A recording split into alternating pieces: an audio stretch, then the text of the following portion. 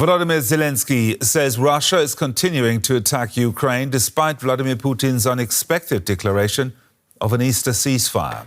The Ukrainian president said his country would respect the truce if Russia kept to it. And he responded to the Russian president by proposing to extend the ceasefire for another 30 days. Putin ordered a halt to fighting to mark the Christian holiday. However, Kyiv said clashes were continuing on border regions, though there's been no independent verification of these claims.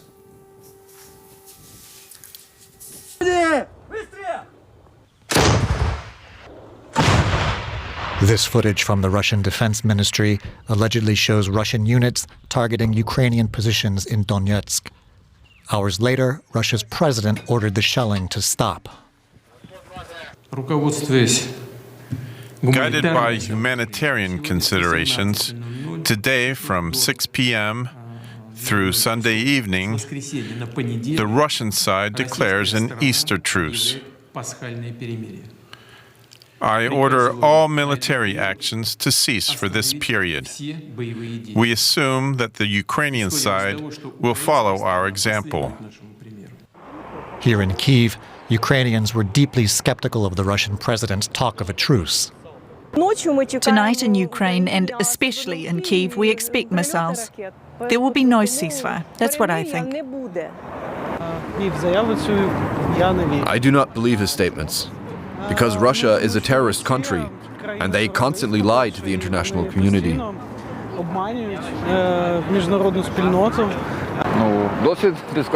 Previous experience gives some evidence. In 3 years of full-scale war, there hasn't been a single promise that wasn't violated by the Russians. Ukraine's president also cast doubt on Putin's words. In a social media post, Volodymyr Zelenskyy said shelling was continuing in several frontline sectors, and therefore no trust could be placed in words from Moscow. Hours after Putin announced the truce, air raid sirens rang out once more over Kyiv. More evidence that a true ceasefire could be a long way off. DW correspondent Nick Connolly is standing by the Ukrainian capital, Kyiv. Nick, Volodymyr Zelenskyy has said the Russian army is trying to create the impression of an Easter ceasefire. Has it actually come into effect? So from what we have heard from Ukrainian soldiers on the front lines that we're in contact with, is that yes, the intensity of the fighting has reduced significantly in some places. There have been no attacks, no shelling, but that in other locations it continues, albeit on a slightly lower level than before 6 p.m. local time yesterday when this ceasefire went into effect. So there is a sense that this is not fully implemented. This is, after all, a front line that is more than 1,000 kilometers long. It is very difficult to monitor, right? This is not just something that you can do with spy satellites or with planes in the air. This is about people who are sometimes soldiers a couple of hundred meters apart, often shooting each other with mortars, with machine guns. So this is something that is going to be very, very difficult to verify. It does seem that there is less fighting now, but it has not fully stopped. Here in Kyiv, obviously, there were no air raids overnight. That is very welcome because people here have got used to basically nightly attacks by Russian drones. But I think there is a huge amount of skepticism here in Ukraine that this is the beginning of something bigger. Now, Putin last month rejected a 30-day ceasefire proposal. Why has he chosen to stop the fighting now?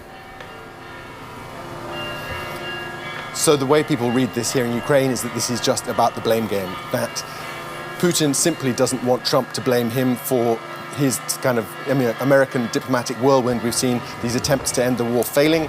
There is a real belief, expectation that these attempts are all going to end in nothing, and that when that happens, Putin doesn't want to have Trump on his wrong side, that Putin, for other reasons, wants to have good relations to the Trump team, maybe get some sanctions relief, maybe get some American recognition of Russian control here in Ukraine, over Crimea, for instance, and that this is just a kind of PR exercise to give Trump a bit of red meat. You'll remember that in recent weeks, we've seen the Russians, every time the Ukrainians agree to American suggestions of a kind of longer, more stable, kind of long-term ceasefire, the Russians have piled on more conditions and have kind of basically made achieving ceasefire more difficult. So this, in the Ukrainian reading, is just a bit of PR, really. Now, you mentioned there is skepticism in Ukraine, but are Ukrainians at least hopeful this could be the start of a real truce? Obviously, there is massive desire here in Ukraine after 3 years of war for a real end to hostilities. That is out of the question. People here are tired. These nightly attacks on Kyiv and other cities, even if you are hundreds of kilometers away from the front lines, are exhausting. People just haven't had a real night's sleep for years, let alone the people who've been fighting for 3 years now. Lots of those people on the front lines here in Ukraine basically, signed up early on and haven't really had a longer vacation since. So that is all without question. But I think there's a real sense that Putin just hasn't changed in his war aims. When you listen to what he says, he began this war with basically a history lecture saying that Ukraine was a made-up country and that basically Ukraine had to be brought back to Russian control. And there is a sense that he hasn't really changed in his ambitions, that anything short of turning Ukraine into another Belarus, a client state, is not going to satisfy Putin. However much other people in Moscow might want an end to hostilities, might want to patch things up with the West and have an end to sanctions, there's a real sense that this is about Putin playing for time, trying to play Trump, and then carry on his objectives on the battlefield. Nick Connolly there, reporting from Kyiv for us. Thank you, Nick. Mikhail Alexseev joins me now. He's a professor of political science at San Diego State University. And Mikhail, since that announcement by Putin of the unilateral ceasefire, as we just heard, Zelensky says Russian soldiers continuing their attacks. Is this truce dead on arrival? Well, it's a ruse truce. We have to be very clear-eyed about it. It's part of a manipulative game Putin plays. It's part of a cognitive warfare on Europe and the United States, in essence.